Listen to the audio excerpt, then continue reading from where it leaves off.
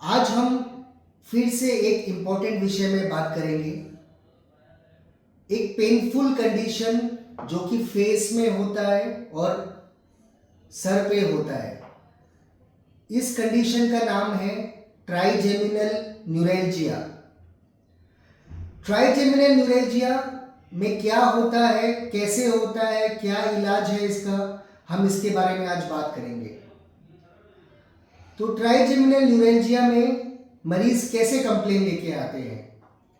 Trigeminal neuralgia में मरीज ये कहते हैं कि उनको चेहरे पे इलेक्ट्रिक करंट जैसा सेंसेशन फील होता है, या फिर जैसे कोई चक्कू मार रहा है, स्टैबिंग, या फिर पिन प्रिक जैसा सेंसेशन होता है। ऐसा लगता है जैसे पिन चुभाया जा रहा है चेहरे पे।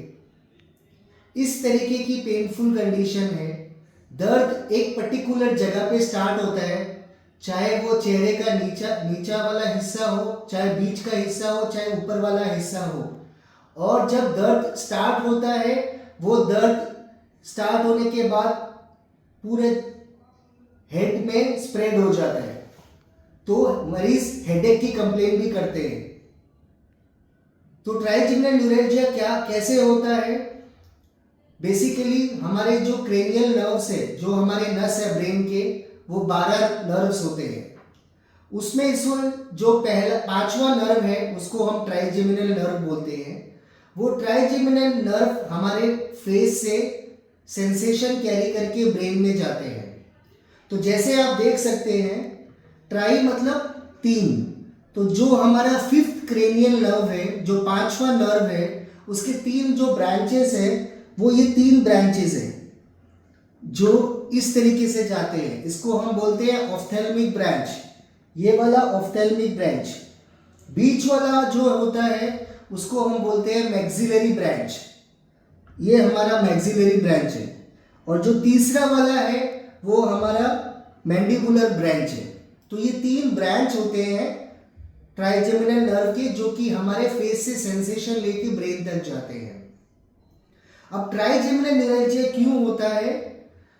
अगर इन तीनों में से कोई भी नस का एक हिस्सा पे इरिटेशन हो, या कोई भी वजह से दबाव हो, चाहे डायरेक्ट नस पे या ब्रेन के अंदर वाले हिस्से में अगर दबाव हो, तो जिस जगह पे नस है उस जगह पे आपको पिन प्रिक सेंसेशन या इलेक्ट्रिक सेंसेशन या स्टैबिंग जैसा पेन होगा, और उसके बाद हेडेक होगा।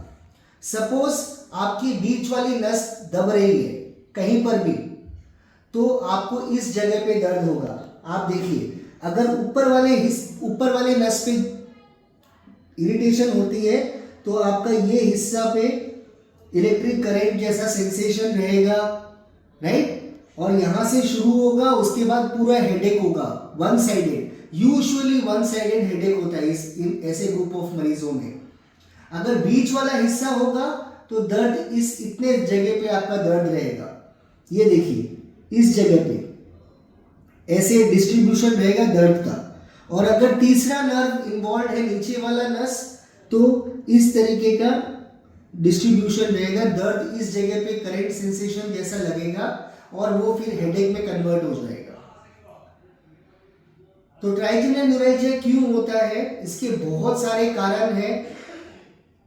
देखा गया है कि ब्रेन में ये जो ट्राइजेमिनल नर्व है, आप देख सकते हैं ये ट्राइजेमिनल नर्व है, इसका जो रूट एंट्री जोन है ब्रेन के अंदर, उस पे कोई भी वजह से अगर दबाव पड़ता है या इरिटेशन होता है या प्रेशर पड़ता है, उसकी वजह से उसके डिविजन्स में करंट सेंसेशंस फील होती है। अगर आप यहाँ देखेंगे तो मोस्ट कॉमनली एक खून की नली है। अगर आप यहाँ देख रहे हैं, ये खून की नली एक एबनॉर्मल लूप बनाकर इस नस पे दबाव दे रही है, राइट। इसके अलावा और भी कारण हो सकते हैं, जैसे ट्यूमर हो सकता है, ट्रॉमा हो सकते हैं, या इडियोपैथिक, जहां पे कोई भी कारण नहीं मिल रहा है बट ऐसे प्रॉब्लम्स हो रहे हैं, करेक्ट। तो इन सब वजह से ट्राइजेमिनल न्यूरैल्जिया होता है। अब ये देखा गया है कि ट्राइजेमिनल न्यूरैल्जिया खासकर जब बीच वाला हिस्सा या नीचे वाला हिस्सा वैसे बता दूं कि सबसे ज़्यादा कॉमनली जो देखा जाता है वो नीचे वाला हिस्सा में देखा जाता है, जहाँ पे मरीज चीक्स, लिप्स, गम्स, इस जगह पे पेन बताते हैं।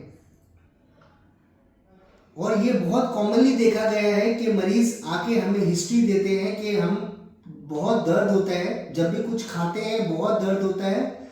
उनको ऐसा लगता है कि डेंटल इन्फेक्शन है और वो डेंटिस्ट के पास इनिशियली जाते हैं, तो एक दो कुछ पेशेंट्स प्रोसीजर भी करा के आते हैं, रूट कैनल, आरसीटी वगैरह करा के आते हैं, और जब देखते हैं कि उसके बाद भी इम्प्रूवमेंट नहीं हो रहा है तब समझ में आता है कि ये ट्राइजेमिनल न्यूरैल्जिया है, राइट। तो पेन ऐसा महसूस होता है जैसे डेंटल पेन है, इसीलिए डेंटिस्ट के पास सबसे पहले जाते हैं। उसके बाद जब रिलीफ नहीं होता है तब रियलाइज होता है कि ये ट्राइजेमिनल न्यूरैल्जिया हो सकता है। अब ट्राइजेमिनल न्यूरैल्जिया किस किस वजह से बढ़ जाता है, मरीज ये बताएंगे कि जब भी हम ब्रश करते हैं मेरा पेन पूरा बढ़ जाता है, या फिर जब मैं चेहरे पे पानी डालता हूँ मेरा दर्द बढ़ जाता है, या फिर मैं कुछ खाता हूँ चबाता हूँ उस टाइम पे मेरा दर्द बढ़ जाता है, या फिर मेरे को जब ठंडी हवा जोर जोर से लगती है तो मेरा दर्द बढ़ जाता है। इतना ज़्यादा कभी कभी दर्द बढ़ जाता है कि वो किसी को यहाँ तक टच करने भी नहीं देते, वो खुद भी टच नहीं करना चाहते, बहुत ज़्यादा पेनफुल कंडीशन है। और मरीज कभी कभी इतने ज़्यादा डिप्रेशन में चले जाते हैं इस कंडीशन की वजह से, दवाइयाँ काम नहीं करती। कितनी बार ऐसा होता है कि उनको सुसाइडल टेंडेंसी आती है, बहुत ही पेनफुल कंडीशन है मरीज के लिए। तो इस कंडीशन में हम क्या ट्रीटमेंट ऑफर कर सकते हैं? यूजुअली जब पेशेंट हमारे पास आते हैं क्लिनिकली हम साइन सिम्टम्स देख के पता चल जाता है कि ट्राइजेमिनल न्यूरैल्जिया है, बट कंफर्म करने के लिए हम एमआरआई करा सकते हैं। एमआरआई कराते हैं देखने के लिए कि कोई ऐसा एबनॉर्मल खून की नली ट्राइजेमिनल नर्व को दबा तो नहीं रही है। उसके बाद यूजुअली हम दवाइयों गोलियों से ट्रीटमेंट स्टार्ट करते हैं, टैबलेट से ट्रीटमेंट स्टार्ट करते हैं, जो कि कुछ एंटी एपिलेप्टिक ड्रग्स होते हैं, कार्बामाजेपिन, ऑक्सकार्बामाजेपिन, इस ग्रुप ऑफ ड्रग्स होते हैं। यूजुअली हम एक एंटी डिप्रेसेंट ड्रग्स इसमें ऐड करते हैं। बहुत सारे मरीज दवाइयों पे रिस्पॉन्ड कर जाते हैं। अगर दवाइयों पे रिस्पॉन्ड नहीं करते हैं तो हमारे पास ट्राइजेमिनल न्यूरैल्जिया को ट्रीट करने के लिए बहुत सारे ऑप्शंस अवेलेबल है, जैसे राइजोटोमी कर सकते हैं, छोटे छोटे इंजेक्शंस लगा सकते हैं जिसको हम पेरिफेरल न्यूरोलाइसिस बोलते हैं, अल्कोहल से या फिर ग्लिसरॉल से, और बेलून डिकम्प्रेशन कर सकते हैं, ओजोन थेरेपी दे सकते हैं, एक्यूपंक्चर कर सकते हैं। इस तरीके से बहुत सारे रेडियो फ्रीक्वेंसी अब्लेशन, जो कि हम बहुत कॉमनली करते हैं, रेडियो फ्रीक्वेंसी अब्लेशन कर सकते हैं, क्रायोथेरेपी कर सकते हैं। तो बहुत सारे मोडेलिटीज ऑफ मैनेजमेंट है। सर्जरी भी एक मोडेलिटी ऑफ मैनेजमेंट है, specially young group of patients में, जो normally trigeminal neuralgia 40 to 65 years age group में होता है। यंग लोगों में, बच्चों में इतना होता नहीं है, but around in and around अगर 35 टू 45 50 इस एज ग्रुप के पेशेंट्स हैं जो कि दवाइयों पे रिस्पॉन्ड नहीं कर रहे हैं, छोटे इंजेक्शंस पे रिस्पॉन्ड नहीं कर रहे हैं, और ऐसा वैस्कुलर लूप अगर खून की नली की वजह से नस दब रहा है तो उनमें सर्जरी प्रीफर करते हैं यंग ग्रुप ऑफ पेशेंट्स में, ना कि एल्डरली ग्रुप ऑफ पेशेंट्स में। तो सर्जरी में क्या करते हैं, बेसिकली उसको माइक्रोवास्कुलर डिकम्प्रेशन सर्जरी करते हैं। अगर आप देखेंगे इस तरीके का दबाव था, ये दबाव अब हम क्या कर रहे हैं, यहाँ पे एक सपोर्ट लगा रहे हैं दोनों के बीच में, ताकि ये नस इस पे दबाव नहीं डाले, राइट। तो एक पैड ऑफ फैट हम यहाँ बीच में लगा देते हैं, सो दैट दोनों के बीच में गैप बन जाए और प्रेशर नहीं बने। तो ये सब अलग अलग ट्रीटमेंट मोडेलिटीज है ट्राइजेमिनल न्यूरैल्जिया को ट्रीट करने के लिए।